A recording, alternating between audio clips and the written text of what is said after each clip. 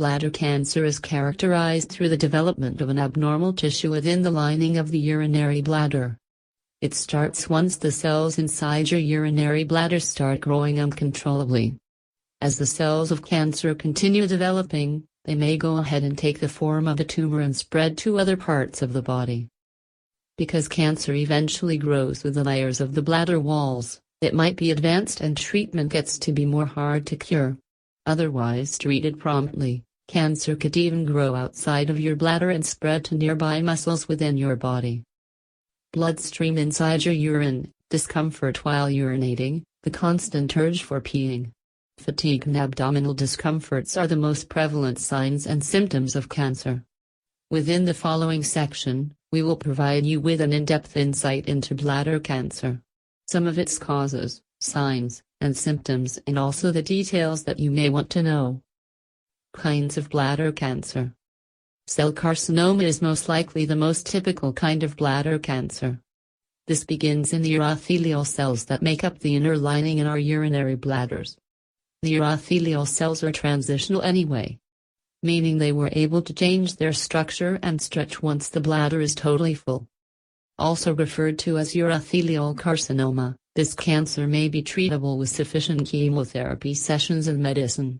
Cancer may also come from the thinner and flatter cells from the bladder lining.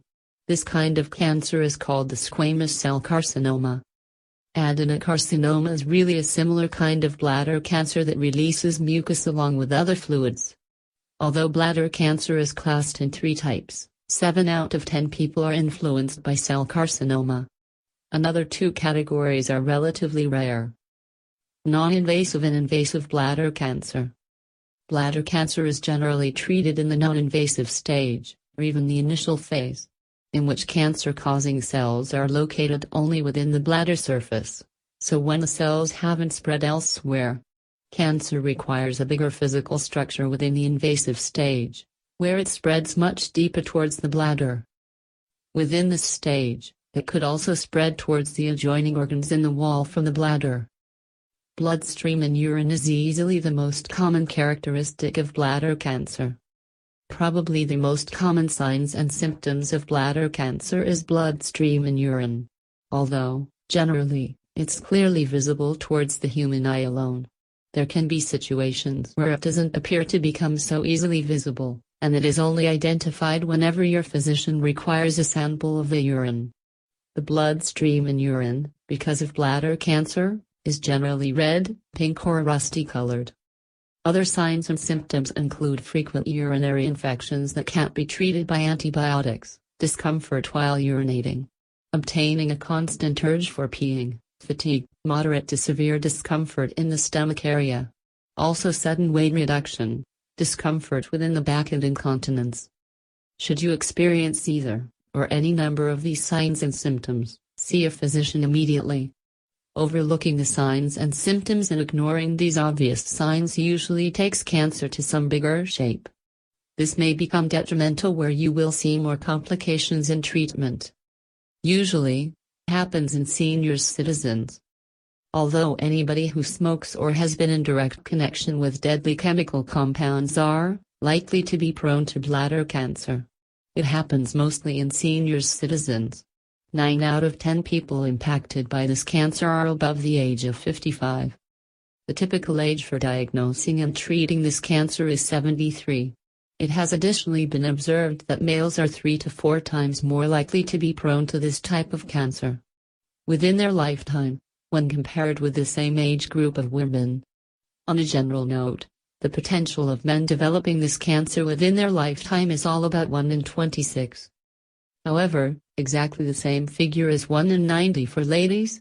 This, however, is really a general study. What really causes bladder cancer are directly connected to what risks you are exposing yourself to. Smoking may be the greatest reason for bladder cancer. Undoubtedly, among the greatest reasons for bladder cancer is smoking. Like they blame most cancers too. So it's highly suggested that people quit smoking if they haven't done this yet. Departing from smoking in an early or moderate stage might help you inside your recovery time. It has additionally been observed that bladder cancer is most likely the only real kind of cancer that becomes relatively less aggressive whenever you quit smoking.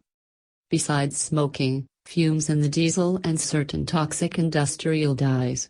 Also, chemicals are stated as other reasons for this cancer. Should you experience chronic UTIs previously, then too, the danger factor of having impacted by this cancer is high. In some cases, the reasons can't be identified, to begin with, because very little information relating to this condition has not been studied enough. Extensive bladder cancer during diagnosis. It's been observed that about 50% of all of the bladder cancers were detected as the tumor was still being limited towards the inner lining of the bladder wall.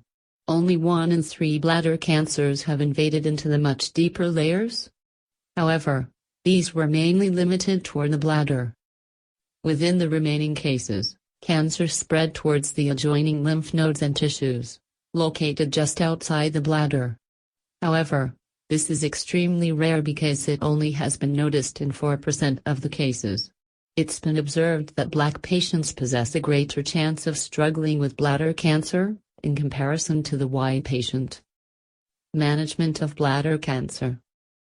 The slow-growing bladder cancer, also referred to as the reduced-grade cancer, is treated by scraping cancer in the interior parts of the bladder.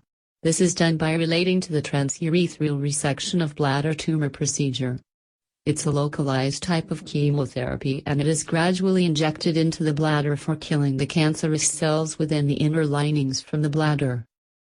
This is actually the most typical treatment to about 70% of the sufferers.